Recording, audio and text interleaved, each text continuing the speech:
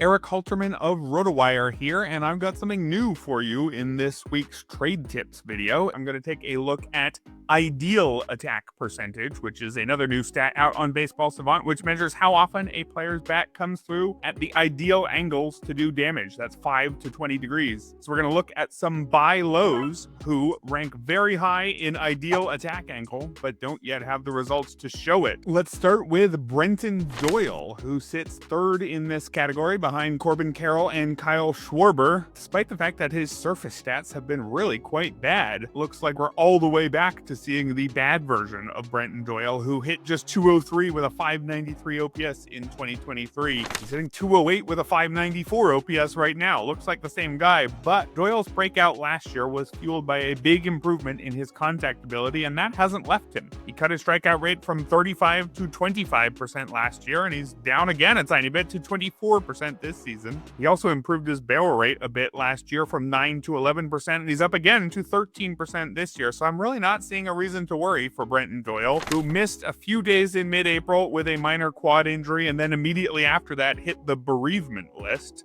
So it's been a difficult start to the year off the field for Brenton Doyle, and that's probably affecting his numbers, but his skills in terms of connecting with the ball and connecting with it at an ideal angle to do damage still seem to be there. Up next, we've got Miguel Vargass, who is admittedly not a trade candidate in a lot of leagues. This is a guy to grab off the wire, but I think you might want to consider that. Miguel Vargass had some initial deep league value, it seemed, at the start of the year because he was leading off for the White Sox, but he was dropped from that spot after the first few weeks. He hit just 139 in his first 20 games. But in Miguel Vargass's last 26 games, he's hitting 316. He's cut his strikeout rate all the way down to 10%. He has 6 homers as well. If you look at the season overall, Vargass also sits fourth among qualified hitters in ideal attack angle, the stat we're talking about today. Gets his bat through the zone at the angle needed to do damage, and he hits the ball pretty often as well. You look at an 8% barrel rate for the season, that's right around league average. A 17% strikeout rate. Has nothing special, but that combo should work. It's worked for other players like, say, Josh Naylor and Adolis García Jr. were in a pretty similar range in both stats last year. So this could be the season where it all comes together at the plate for Miguel Vargass. I've got 2 more names for you in a minute, but first we've got a new promo code at RotoWire this week, YouTube15. I'm not going to spell out YouTube for you. It's right on your screen somewhere, and you're smart enough to figure it out. But I will tell you that this code will get you 15% off a subscription to RotoWire.com, where you can check out all our articles and tools. That's YouTube15. I believe there's even a link in the description to make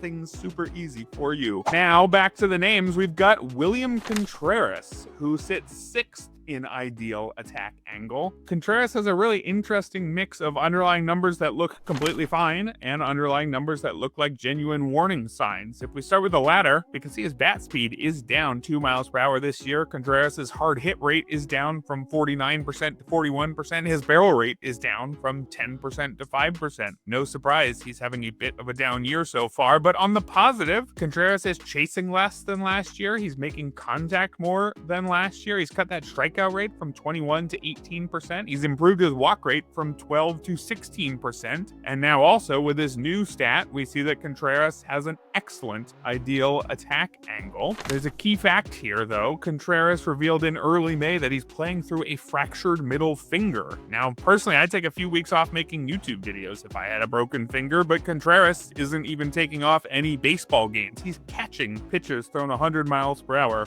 with a broken finger on his catching hand. Seems crazy to me, and the underlying numbers do look a bit like you expect for somebody with a broken finger. Contreras is doing most of the process right, but he just can't quite impact the ball like he's used to. So I would endorse a buy low on the theory that the process still looks good for Contreras, so once the finger heals, the results will follow. But of course, if you want to avoid a catcher with a currently broken finger, I get it. There's no guarantee Contreras ever gets back to 100% healthy this year if he's not going to give himself the chance to rest and heal. So one that could certainly go wrong, but I'm encouraged to see this ideal attack angle for William Contreras. Yet another reason to believe things will be more or less completely fine. And finally, Adolis García sits 12th in ideal attack angle despite a very poor start this season. He's hitting just 222 with 6 homers. That puts him on pace for 20. Last year, he hit 224 with 25 homers, so it's not actually that much worse than last year.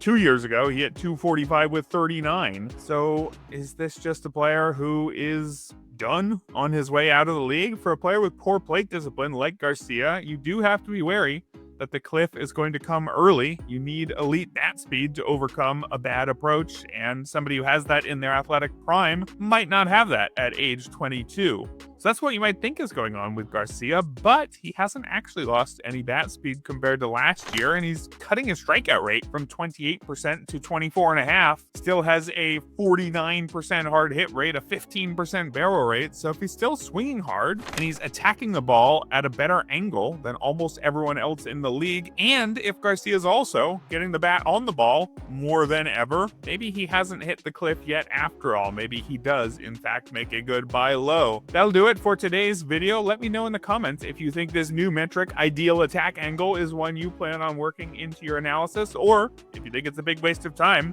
in which case, thanks for still being here, I guess. And remember, promo code YouTube15 gets you 15% off a subscription to RotoWire.com.